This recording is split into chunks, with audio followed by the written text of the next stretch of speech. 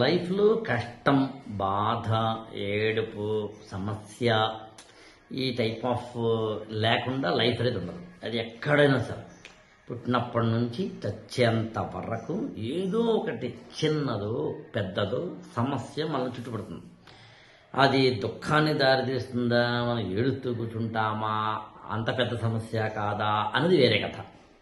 అంటే ఇక్కడ అవాయిడ్ చేయడానికి అవకాశం లేని, ఖచ్చితంగా ఎవ్రీ డే ఎవ్రీ మినిట్ ఏదో ఒక దాన్ని మనం ఫేస్ చేయాల్సిన పరిస్థితి ఉంటుందనేది సత్యం.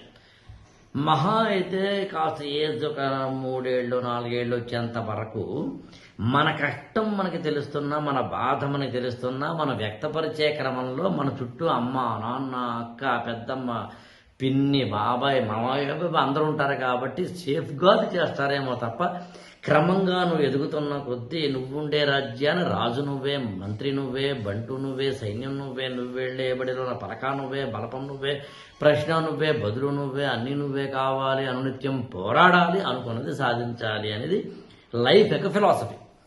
ఈ పాట రాసింది చంద్రబోస్ గారు యాక్చువల్గా ఒక సినిమాలో. పాయింట్ ఏంటి ఇక్కడ? మరి అందరికీ సమస్యలు ఉన్నప్పుడు కొంతమంది ఎందుకు నవ్వుతూ ఉంటారు, కొంతమంది ఎప్పుడు ఏడుస్తూ ఉంటారు. This is the logic. నాకు అర్థమైంది ఏంటంటే, ఎవరైతే జీవితాన్ని కానీ, సమస్యని కానీ, దుఃఖాన్ని కానీ, కష్టాన్ని కానీ, సిచ్యుయేషన్ని కానీ ఎలా చూస్తారనే దాన్ని బట్టి మాత్రమే లైఫ్ ఉంటుంది. అర్థమైంది నాకు. ఈ ఎలా చూస్తావు నువ్వు, ఇది ఒక natural phenomenon for the life. Yes, I should accept. అలా చూస్తావా? అమ్మో నాకు మాత్రమే ఈ మొత్తం సమస్య ఎంత ఉంది అని చూస్తావా అనే దాన్ని బట్టి నీ లైఫ్ అంతా ఆధారపడి ఉంటుంది. దానికి నేను చెప్పగలిగినది ఏంటంటే, ఫస్ట్ మనం చూసే విధానం, లైఫ్ని ఎలా చూస్తున్నాం అనేది. రెండవది ఏంటంటే, ఎంత కాదనుకున్న లైఫ్కి ఒక మెచ్యూరిటీ లెవెల్ని ఏర్పరచుకుంటూ వెళ్ళాలి. మెచ్యూరిటీ లెవెల్ అంటే ఏంటి అన్నప్పుడు, చీమ కుట్టినప్పుడేమో ఒకలా రెస్పాండ్ అవ్వాలి, పాము కుట్టినప్పుడు వేరేగా అవ్వాలి. 10 పైసలు పడిపోతే ఒకలా రెస్పాండ్ అవ్వాలి, 10 రూపాయలు పడిపోతే ఇంకోలా రెస్పాండ్ అవ్వాలి, 10 లక్షలు పోతే ఇంకోలా రెస్పాండ్ అవ్వాలి. చిన్న దెబ్బ తగిలితే ఒకలా రెస్పాండ్ అవ్వాలి, పెద్ద దెబ్బ తగిలితే ఇంకోలా రెస్పాండ్ అవ్వాలి. ఈ రెస్పాండ్ అయ్యే తీరులో నువ్వు చీమ కుట్టినప్పుడు పాము కుట్టినంతగా కనుక రెస్పాండ్ అయితే, ఆ అబ్నార్మల్సీ వల్ల నువ్వేమవుతావు చివరికంటే, you are not able to handle your life. If you are not able to handle your life, అప్పుడు ఏమవుతుందంటే లైఫ్ అంతా ఇందాకని చెప్పిన ఆ సైకిలికల్ ఫినామినన్లో పడిపోతుంది, ఎప్పుడు ఏడుస్తూ ఉండడంలా. దీని అంతటినీ కలిపి నేను ఏమంటానంటే మెచ్యూరిటీ.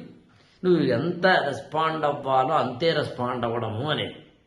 మూడోది నేను గమనించింది ఏంటంటే, రాటు తేరడం అని చెప్పి తెలుగులో పదం ఉంటుంది. ఎక్స్పీరియన్సెస్ నుంచి ఎవరైతే లెర్నింగ్ చేస్తారో వాళ్ళు రాటు తేరుతారు. అంటే అర్థం ఏంటి?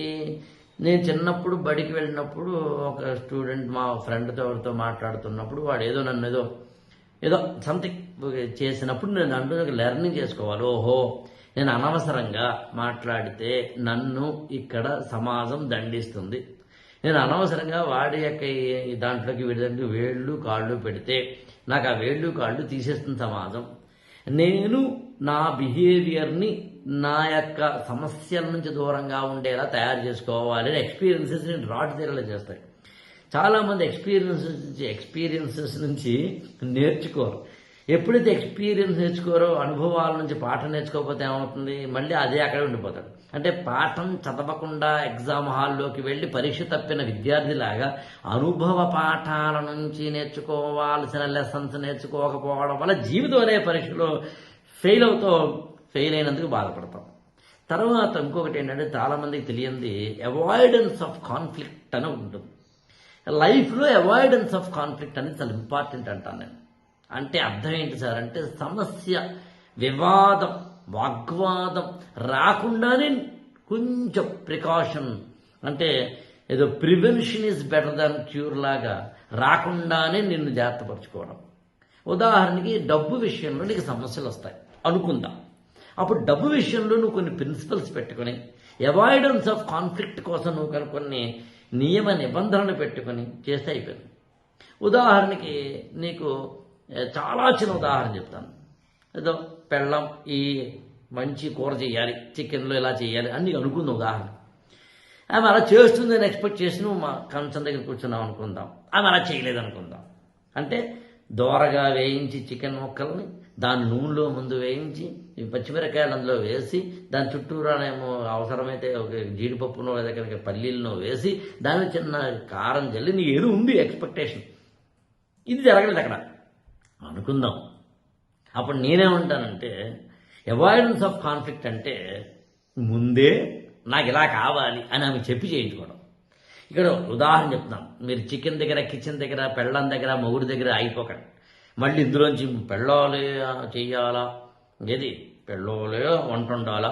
ఎప్పుడైనా మీరు ఉదాహరణ తీసుకుంటే మొగుడు వంట వండించాలని అనట్లేదంటే ఇలాంటి పనికిమాలిన కోడుగుడి ఏకలు తీసేది చేసినా కూడా జీవితంలో కాన్ఫ్లిక్ట్లు వస్తాయని చెప్పడానికి ప్రయత్నిస్తున్నాను.